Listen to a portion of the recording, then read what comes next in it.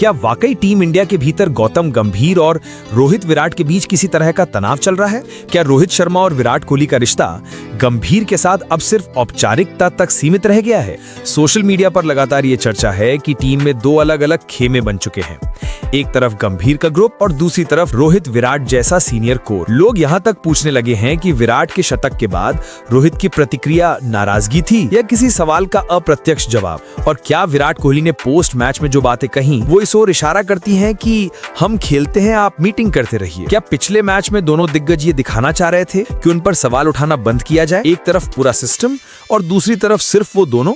Social media ऐसे दावों से भरा पड़ा है कि टीम का माहौल पहले जैसा नहीं रहा और सीनियर खिलाड़ियों व कोच के बीच बातचीत ठीक से नहीं हो रही। खबरें ये भी उछली कि रोहित और विराट ने अलग प्रैक्टिस की रिक्वेस्ट की थी और गंभीर को ये बात पसंद नहीं आई। किसी ने गंभीर से कहा कि ऐसी मांग आई है तो उन्होंने जवाब दिया, सीधी बात करनी है तो खिलाड़ी खुद आकर कहें। मैं टीम को कवर नहीं कर रहा, लेकिन तरह तरह की रिपोर्टें हर जगह नजर आ रही हैं और अक्सर धुआं वहीं उठता है जहां कुछ न कुछ जल रहा हो। जब कभी रोहित गंभीर और विराट गंभीर की दोस्ती सुर्खियों में रहती थी तब उनकी तस्वीरें साफ दिखाती थीं कि माहौल कितना अच्छा है, लेकिन अब वही तस्वीरें बस औपचारिक लगती हैं। प्रैक्टिस में वो पुराना मजाक, वो हंसी मजाक, वो अपनापन दिखाई नहीं देता।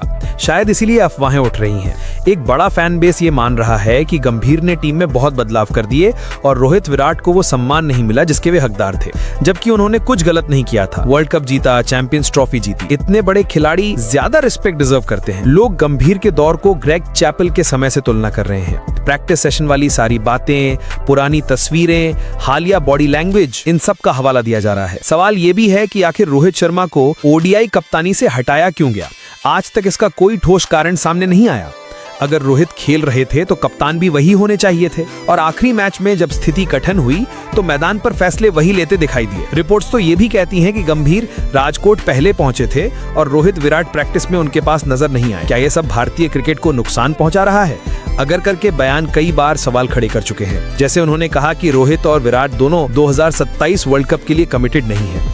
गंभीर ने भी तालियां बजाई, विराट ने भी स्माइल की, लेकिन लोगों को फिर भी सब औपचारिक ही लगा। प्रैक्टिस, तस्वीरें, जेस्चर्स, कहीं भी पुरानी गर्मजोशी नहीं दिखती। इंडिया के मैच जीतने के बाद जब विराट गंभीर के पास से निकले तो ऐसा लगा इग्नोर कर दिया गया। रोहित ने शतक के बाद जैसी प्रतिक्रिया दी उससे भी सोशल मीडिया ने कई मतलब निकाल लिए। इसलिए चर्चा गर्म है कि ड्रेसिंग रूम की हवा बदल चुकी है, भले ही मैदान पर चीजें सामान्य दिख रही हों। दावा किया जा रहा है कि सीनियर खिलाड़ी गंभीर को न तो क्रेडिट देते हैं और न ही उनसे खुश हैं, और बोर्ड इसमें परेशान है। सोशल मीडिया पर रोहित विराट फैंस गंभीर के खिलाफ माहौल बना चुके हैं। कुछ तो उन्हें देसी ग्रेग चैपल तक कह रहे हैं।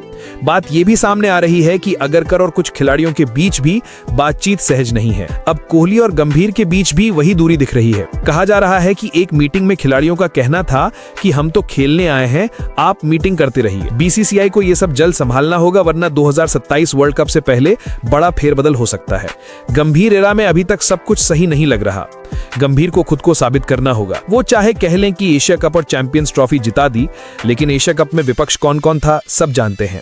और चैंपियंस ट्रॉफी में भी असली टीम द्रविड़, रोहित, विराट की थी। वो वही स्क्वाड था जिसने ओडीआई वर्ल्ड कप में लगभग सब मैच जीते थे। गंभीर ने जिन चीजों में बदलाव किए वो काफी विवादित हैं, और अगर इन अफवाहों में सच्चाई है तो बड़ा तूफान खड़ा है।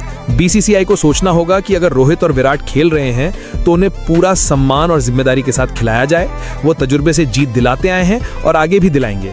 देखते हैं आने वाले समय में इस मुद्दे पर क्या फैसला होता है।